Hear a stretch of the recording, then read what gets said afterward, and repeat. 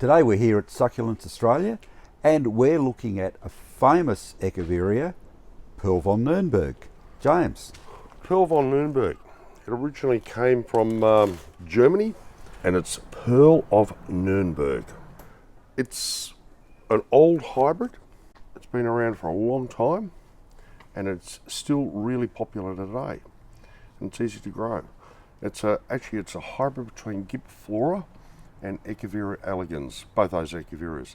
So Gibberflora metallica is a dark one and the elegans is a pale green whitey one. So it does have the wax on the leaves. You can see it, that's why you don't touch your Echeveria leaves. See, it comes off there. All right, but what we'll do, I'm going to show you a couple of these. We have some young ones here. If you get mail order plants, they will come to you like this, and you often wait till they get new pink roots on them. It can take 2 to 3 weeks depending on the time of the year, or if you go to a nursery, you'll get a potted plant like this. So James, what about potting mixes for this? Okay, we have 2 types here. This is a general one for growing smaller plants for just selling, just going out the door. So it's a mixture of pine bark, 2 grades of sand, and there's a few other little additives in there, fertilizer, things like that. And I'll give you the recipe at the end of the video and then you'll know. This one's a little bit different. This is what I do for our display plants. It's better drained. It's got actually pumice in it, perlite, a bit of scoria, and our mix here that we use with a little bit of added sand. This is very free draining and this helps keep your plants more compact. They look better, when they're growing like that. With this mix here, we're actually trying to get performance. We're trying to get them to grow so we can sell them. But this is a keeping mix. So with this mix here, this is the sort of mix you should be growing the plants in at home? Special plants, yes. Long term? Yeah, long term, as show plants or display plants. It's a good mix. It drains well. And the important thing with watering with Echeverias is you do water them well, but let them dry right out, and then you'll water it again before you do not keep them continually wet. That can cause fungal problems. We'll put some recipes for both these soil mixes in the notes below the video. Okay, I'll part fill a pot. Now this is a keeping mix, this one, and this will keep the plant more compact. I do like a little bit of fertilizer. Now this is our fertilizer. We predominantly use dolomite. We have some slow release fertilizer in here, not much, and a little bit of the white. Now I'm not going to put all that in here, that's quite a lot. It's only just a little dusting in there.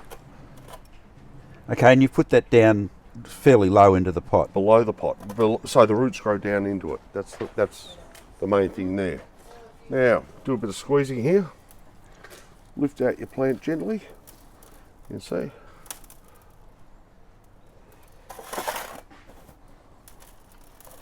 Now this pot is a little bit bigger because I want this plant to grow into it. This plant will grow out to around about 100 to 150 mil, like that. It'll ultimately look about that big in there. So that's actually a good sized pot to display this sort of plant in. Now you'll notice I'm pushing it down around the edges here pretty tight. And I want to get a bit of a gap down here. The main reason is I really like to put a nice gravel around it. And this helps the air circulation and it keeps the base of the leaves from sitting on the fertilizer, on top of the potting mix, so that they don't get wet and develop rot. This is one of the main things that actually really helps these succulents to survive over a period of time. So this is not only a decorative topping, it's actually got a practical use. It serves a function. And another function it serves too. If you have that full of potting soil in there and you water it, the water washes out the soil mix all the time because the soil mix is actually quite light. So this actually holds it down, and this is like a well. It will fill up with water and slowly percolate through your soil. Okay, so when we're watering these, are we overhead watering? Yes, you can overhead water these, or with these special pots here that we have, they have a really big hole in the bottom. You can put it in a bucket, sink it up to here, let it soak for 3 or 4 minutes, and it's watered, and you keep the foliage dry. Some Echeverias are very sensitive to water on top. They really don't like it, and you have to get to know which ones they are, but that's why the big hole in the bottom is a really handy thing. So with the potting mixes, we've got the really free draining one on the bottom, and then we've got the normal mix on the top. So that's to allow the root system to grow into that a bit more? It is, and also that potting mix here also holds a little bit more moisture. It'll hold the roots up high, but down lower, where often water wells up and things like that, I've got the more free draining mix. So although we're looking at Perle von Nurnberg, there are plants that are related to it, and this is two of them. Yeah, you might say it's got many cousins. This is a slightly darker version, so this is actually called purple pearl. Still keeping it in, you know, what it really come from, where it come from. And later on, there's a beautiful variation called West Rainbow. And you can see it has a real variety of colours, you know, from really bright orange through to pale yellowish colours, through to almost a pure white head. And this is just a collection of heads of this one together. And a couple of other, this is a really special variegated actually, it really is quite exceptional.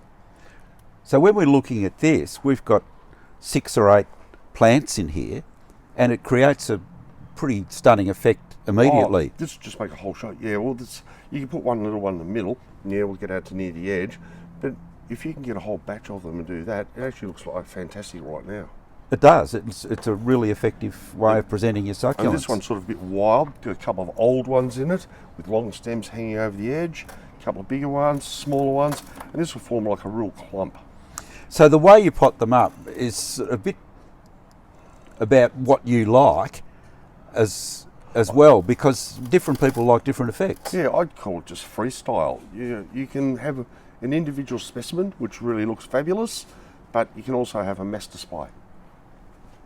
And we've got another couple. Yeah, this is a new one I came across only recently in Korea. This is a miniature one, so you can actually sort of see it's actually much more compact, tighter and smaller.